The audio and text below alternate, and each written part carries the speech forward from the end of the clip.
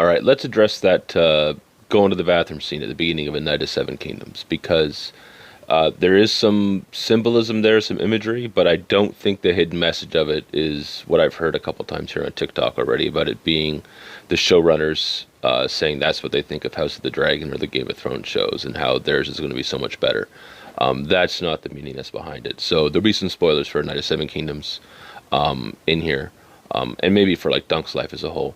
But there is some symbolism, right? And that kind of gets unlocked when Dunk later in episode 1 goes and meets Plummer. Plummer's the steward at Ashford Castle. He's the one who's running the games, and that's where Dunk goes to enter his name so he can compete. And Plummer challenges him about him being a knight because he doesn't look like a knight. He says he looks like a farmer, right? And he thinks that he's faking it. And I mean, he's right? Because we know that Dunk is lying, right? He's didn't take knightly vows and he wasn't dubbed.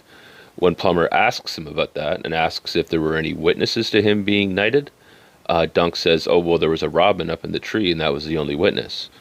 And that's that opening scene, right, where Dunk's sitting against a tree. When he's sitting against a tree there, he looks up and sees a robin up in the branches.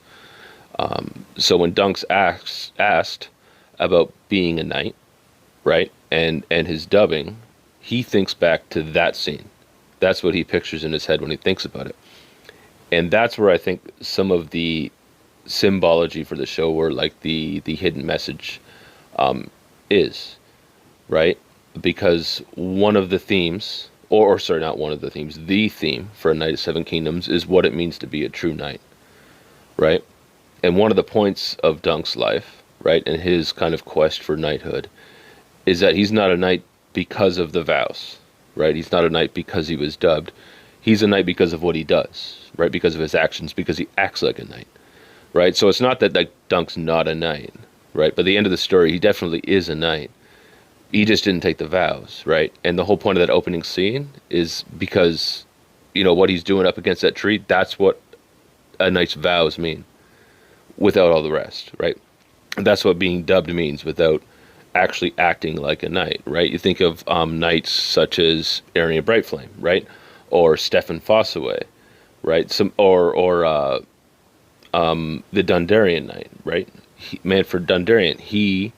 All of them, don't epitomize knighthood properly, right? But they have taken the vows, right? Their vows don't mean shit. Essentially, where Dunk, who hasn't taken them, by the end of the story is a knight still, right? And it's because of what he does, not because of him being dubbed, right? And that's the point of that opening scene, is because those vows and all that, they don't mean anything. That's as much as they mean.